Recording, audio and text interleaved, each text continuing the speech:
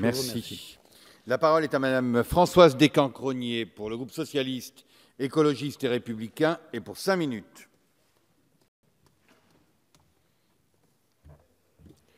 Oui, merci Monsieur le Président, Monsieur le Ministre, Monsieur le Président de la Commission des lois, Madame la rapporteure, chers collègues.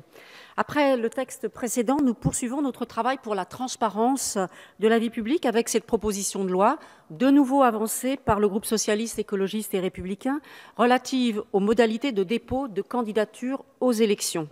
Je tiens à saluer le travail accompli par notre collègue Laurence Dumont, rapporteure, qui nous propose par ce texte un dispositif simple pour éviter de voir prospérer les cas de candidats malgré eux, que nous avons vu apparaître trop souvent ces dernières années, et particulièrement depuis les élections municipales de 2014.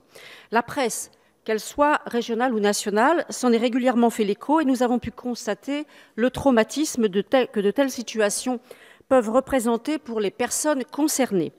Je tiens à saluer aussi la patience de Madame la rapporteure, puisque ce texte avait été déposé par notre groupe en septembre 2015.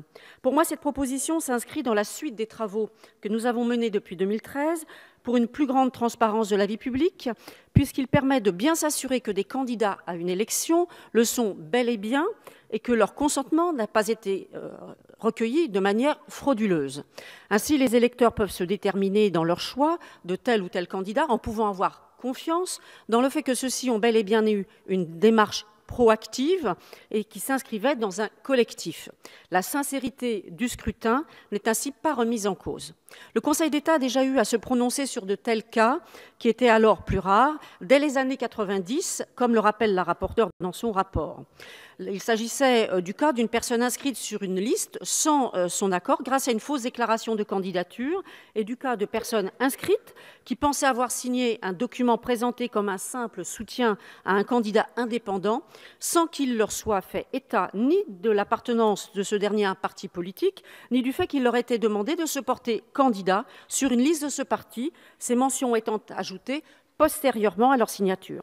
Le Conseil d'État a estimé dans les deux cas que les manœuvres ayant permis ces résultats avaient altéré les résultats du scrutin et que les tribunaux administratifs avaient dès lors eu raison d'invalider l'élection des candidats des listes concernées et de laisser leur siège vacant. L'ajout d'une mention manuscrite en plus de la signature et celui d'une photocopie d'une pièce d'identité dans le dossier du dépôt de candidature sont de nature à prévenir le recueil d'un consentement de manière frauduleuse. Il vaut mieux être dans une logique préventive dans ce domaine plutôt que de prévoir la possibilité de retirer sa candidature d'une liste en cours de route. Ce serait créer une fragilité trop grande aux élections qui ouvrirait la voie à des désistements surprises empêchant des listes de pouvoir se présenter au suffrage des électeurs. La solution dessinée par la proposition de loi est donc très bien calibrée. Plusieurs territoires de France ont vu des candidats malgré eux ces dernières années. Madame la rapporteure en a cité quelques-uns, comme celui de la commune de Giberville, qu'elle connaît très bien. Leur situation est liée à des pratiques de familles politiques dont les mœurs démocratiques apparaissent toujours, et ce en dépit de leur effort de dédiabolisation douteuse, pour ne pas dire inexistante dans certaines circonstances. La presse nous a fait connaître d'autres cas similaires qui ont été cités tout à l'heure et sur lesquels je ne reviendrai pas. Et je ne parle que des municipales parce que les départementales ont aussi vu leur lot de surprises, comme par exemple pour le canton d'un canton dans le Puy-de-Dôme. C'est toujours le même parti qui est mis en cause dans les différents cas que je viens de vous citer. Il y a lieu donc de faire cesser ces pratiques qui sont des tromperies et qui vont à l'encontre de nos mœurs et de nos règles démocratiques.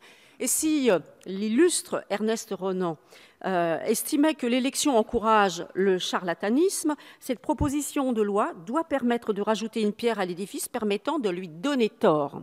Je la voterai donc à l'unisson de mes collègues du groupe socialiste, écologiste et républicain, et je souhaite par là même que le Sénat puisse l'adopter dans les meilleurs délais afin d'assurer son effectivité. Merci. Merci, Madame